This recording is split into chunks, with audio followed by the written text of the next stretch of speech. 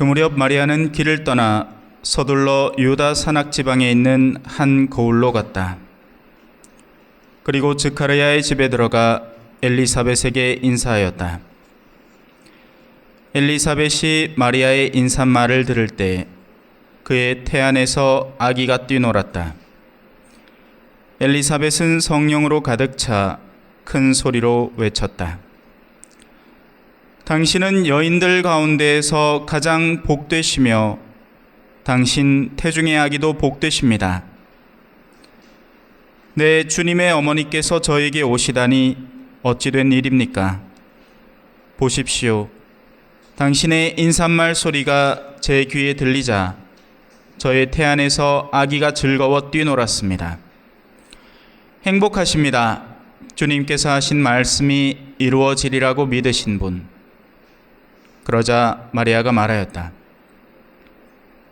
내 영혼이 주님을 찬송하고 내 마음이 나의 구원자 하느님 안에서 기뻐 뛰니 그분께서 당신 종의 비천함을 굽어보셨기 때문입니다.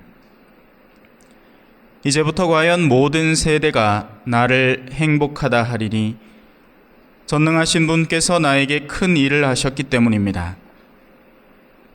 그분의 이름은 거룩하고 그분의 자비는 대대로 당신을 경외하는 이들에게 미칩니다. 그분께서는 당신 팔로 권능을 떨치시어 마음속 생각이 교만한 자들을 흩으셨습니다. 통치자들을 왕좌에서 끌어내리시고 비천한 이들을 들어 높이셨으며 굶주린 이들을 좋은 것으로 배불리시고 부유한 자들을 빈손으로 내치셨습니다. 당신의 자비를 기억하시어 당신 종 이스라엘을 거두어 주셨으니 우리 조상들에게 말씀하신 대로 그 자비가 아브라함과 그 후손에게 영원히 미칠 것입니다. 마리아는 석 달가량 엘리사벳과 함께 지내다가 자기 집으로 돌아갔다. 주님의 말씀입니다. 그리스도님 찬미합니다. 찬미 예수님. 오늘 복음에는 행복이라는 단어가 나옵니다. 우리가 늘 찾는 거죠. 행복은 과연 어디에서 오는가? 그래서 우리는 이 행복이라는 것을 우리가 할 수 있는 능력 범주 내에서 만들어내기 위해 안간힘을 씁니다. 간단하게 얘기하면 돈을 벌어서 그것을 씀으로써 행복을 꾸린다는 구상입니다. 너무나 단순하고 명료한 공식처럼 보이고 사실 세상 사람들이 다 그 공식을 뒤따라 살아가죠. 그 돈이라는 것 주변에 권력도 있고 명예도 있으니까 다들 취하고 얻고자 하는 것이 동일한 방향입니다. 많은 돈 이퀄 행복, 이렇게 단순화시키는 거죠.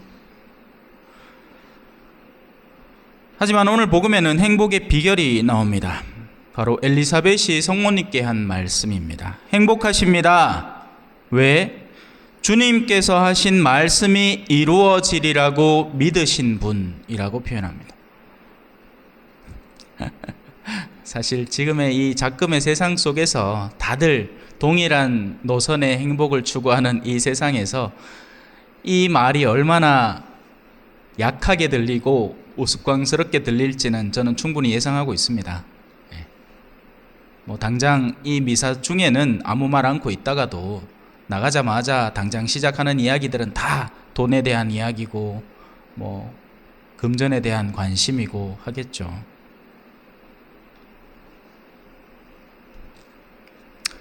이건 사족이긴 한데요. 다행히 저는 사제로서 한국에만 있었으면 아마 부유한 사제로 계속 남았을 겁니다. 사제의 환경은 부유하니까요. 특히나 보좌 때는 더더욱이 그렇죠. 큰 본당들에 있으면서 수많은 이 규모의 재정이 오가는 걸 보게 되고 주일학교 하나 운영하는 데만 해도 몇 천만 원씩 드니까요. 근데 다행히 저는 선교에 몸담아 보면서 가난한 사람들의 삶과 있는 사람들의 삶을 가까이서 관찰할 수 있었습니다. 누가 더 행복할 것 같아요? 누가 더 행복할 것 같아요? 막 포르쉐 끌고 다니고 몇 억짜리 차 끌고 다니고 막 집 어리어리한 데 살고 이러면 막 24시간 행복할 것 같아요? 상상에 맡기겠습니다. 예. 뭐 그렇게 해서 행복한다고 믿는다면 어쩌겠습니까? 그죠? 그 믿음을 따라가야죠. 결국 저마다의 믿음을 따라가는 거죠. 그래서 오늘 제가 소개하는 건 다른 방향의 믿음의 근거점이 있다는 겁니다. 엘리사벳은 성모님에게 당신이 믿으셨으니 행복하다 이렇게 표현을 합니다. 예, 당신이 믿어서 행복하십니다. 사실 성모님이 지금 당장 행복할 거 한 개도 없죠. 처녀가 알을 뵀잖아요. 이게 뭐 행복합니까? 예? 넘사스러운 일이고 까딱하다가는 돌 맞아 죽을 일인데 지금 아직 아무도 몰라서 그렇지, 배가 아직 덜 불러와서 그렇지. 그런데 행복하답니다. 그래서 이게 도대체 무슨 말인지를 최소한도로 이해를 하고 넘어가야 할 것 같습니다. 믿는다는 것이 행복의 근거가 된다는 것은 과연 무슨 말일까? 사실 사람들이 앞선 공식의 행복을 추구하는 이유는 너무나 단순하고 명료합니다. 왜냐하면 쾌락과 행복을 혼동하기 때문에 그렇습니다. 쾌락과 행복을 혼동하는 겁니다. 술 잔뜩 먹어서 그날 기분 얼근하고 좋고 또 비싼 술 먹어가지고 남들 앞에서 어깨뽕 좀 넣고 야 이거 얼마짜리지 않아 하면 우와 네가 이런 걸 더 사나 막 하면 어깨뽕이 쑥 들어가고 하니까 또 자매님들 막 비싼 시술 딱 받고 갖고 피부 뺀뺀하게 해가 막 자 다른 자매들 앞에서 이거 얼마 안 하는데 아이고 우리 며느리가 꼭 하나 안 카나 아이고 막 가들이 뭐 서울대 가갖고 뭐 박사 해가 막 돈은 많은 모양이지만 내한테 이런 걸 다 해준다 하면 주변에서 우와 하는 그 느낌에 어깨에 뽕이 들어가고 이제 우쭐해지는 거죠. 근데 그게 다 뭡니까? 일시적인 쾌감이지 그걸 두고 행복이라고 하면 안 되는 겁니다, 사실. 그러니까 행복이라는 것의 올바른 추구 자체를 망각하고 오해하고 있는 거죠. 뭐가 행복인지를 모르는 거예요, 이 사람들이. 돈은 확실하게 우리에게 쾌락을 허락해주고 가져다 줍니다. 힘들게 이 더운 여름날에 땀 삘삘 흘리가며 버스 타는 것보다는 기사 있는 차 딱 들이가, 그죠? 기사님이 내 타기 전에 미리 차도 탁 닦아놔. 그러다가 막 자석도 깨끗하게 해놓고 막 페브리즈도 뿌리갖고 냄새도 좋게 해놓고 하면 뒤에 타가, 그죠? 그 기사 양반 저 서대구역 아니다, 서대구역 갈 필요도 없겠다, 그죠? 기차를 내가 왔다노. 오늘은 저 기분이 꿀꿀하게 저 거제도나 한번 가보지 뭐 이렇게 하면 이제 가는 거죠, 그죠? 그러면 편안하죠. 근데 그건 쾌락입니다. 행복이 아니에요. 행복의 조건 중에 하나가 될 수는 있겠지. 몸이 아픈데, 그죠? 뭐 내가 힘든데 행복하다 하기는 참 쉽지 않은 레벨이니까 일단은 쾌락적인 요소, 그러니까 삶의 가장 기초적인 안정을 추구하는 건 이해는 됩니다. 그런데 과연 우리가 뭐 못 먹고 살아서 밥 먹는 걸 추구합니까? 아니죠. 이미 잘 먹죠. 이미 잘 먹죠. 시골 저 농촌에 그 이런 노인정 같은데 국가에서 지원하는 게 너무 많아가지고 쌀이 남아도 온답니다. 그래 맨날 떡 해먹고 그런다. 내 봤습니다. 행복이라는 것은 외부에서 우리의 내부로 밀려드는 것이 아니라 거꾸로 내부에서 스멀스멀 스며 나오는 것입니다. 행복은 우리가 마땅히 있어야 할 자리에 머무를 때 그 안정감에서 스멀스멀 피어나오는 것입니다. 지금 여기 가운데 누가 제일 행복할 것 같아요? 저 엄마 품에 안겨 있는 저 꼬맹이입니다. 아무 걱정 없어요. 걱정할 게 하나도 없습니다. 엄마만 있으면 돼요. 그래 저 아이에게 행복을 빼앗으려면 뭐 하면 되죠?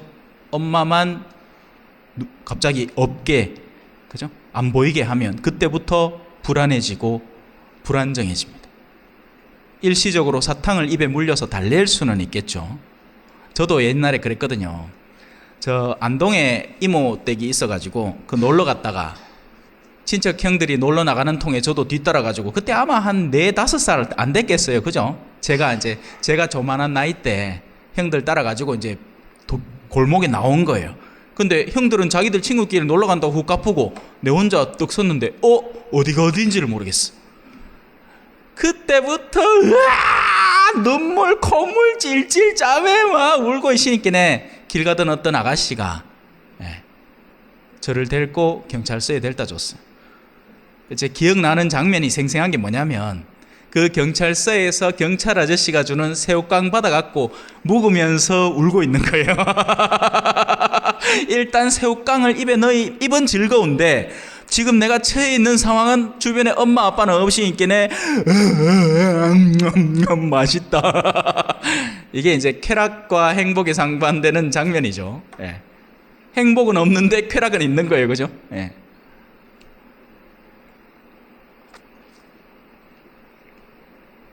물고기는 물 속에서 행복합니다. 너무 당연한 얘기겠죠. 가들은 물 밖으로 꺼내는 순간부터 괴로워 죽으려 합니다. 아가미를 벌떡벌떡 하면서 어떻게든 숨을 쉬어보려고, 그죠? 버덕버덕 대면서 몸이 점점 말라가는 걸 느껴가면서 얼마나 힘들겠어요. 다시 물 속에 넣어주는 순간부터 안정을 느끼죠. 거꾸로 원숭이를 갑자기 물 속에 집어넣어 봅시다. 죽을락 하겠죠. 뭐 당장 원숭이 얘기입니까? 뭐 우리 얘기지. 얼마 전에 그 김해 워터파크 가고 파도가 훅 밀려오는데, 막 저 앞쪽에 가니까 아주 부드러운 파도를 탔는데 중간쯤에 있으니까 파도가 갑자기 거칠게 변화돼요. 그래가 물 좀 묻고 그 더러운 가래 막 아들 오줌 싸놨는 거 막 들어온다고 생각하니까 얼마나 내가 막 기분이 나쁘든지. 원숭이는 물속에 넣어놓으면 힘들어요. 원숭이는 원래 지자리 나무 위나 자기 둥지나 그런 데 갖다 놓으면 편안하겠죠. 그러면 인간은 어디 있어야 행복할까요? 인간은 어디에서 왔으며 어디에 머물러야 가장 그 인간이 행복한 곳일까? 그건 지금 제가 얘기하는 건 삶의 수준을 얘기하는 게 아닙니다. 나는 원래 저런 고급진 아파트에 살아야 되는데 내가 요딴 데 살고 있다, 이런 거를 두고 행복을 따지라는 게 아니에요. 인간은 인간의 본질이 있는 곳에 있어야 마땅합니다. 그러면 인간의 본질은 무엇이냐? 단순한 육체적으로만 구성된 동물이 아니기 때문에 그 인간에게 쾌락만 준다고 그 인간이 행복해지지 않습니다. 그 인간은 영혼과 더불어 있기 때문에 영혼이 원래 마땅히 있어야 하는 곳에 있을 때에 비로소 심지어는 외부적인 조건이 불행으로 느껴지더라도 행복해질 수가 있는 겁니다.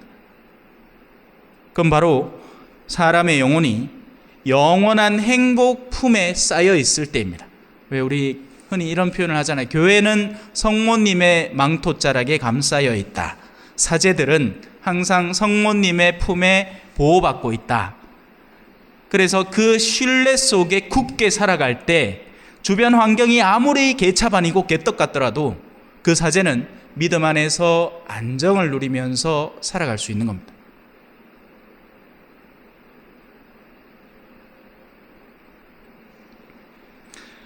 인간은 오직 하느님의 뜻 안에 머물러 있을 때 행복할 수 있습니다.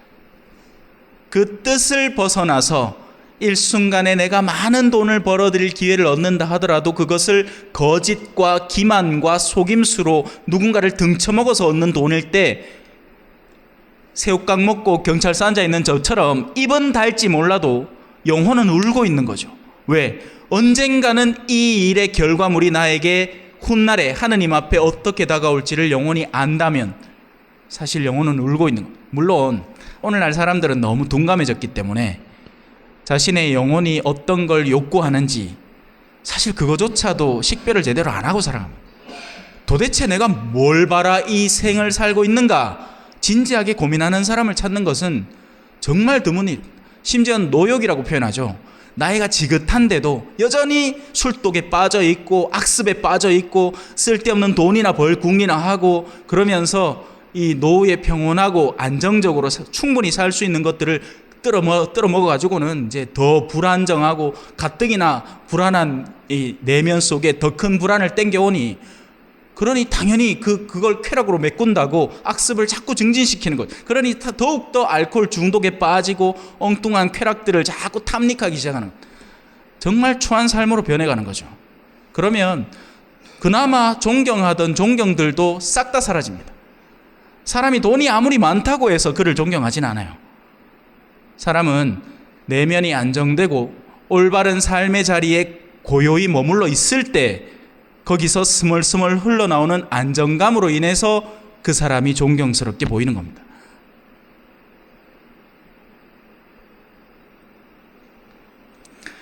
그래서 성모님은 그 행복의 비결을 너무나 잘 아셨고 그래서 행복한 분입니다. 오늘 복음의 다른 부분이죠. 우리 성모님의 노래 안에 들어있는 부분입니다.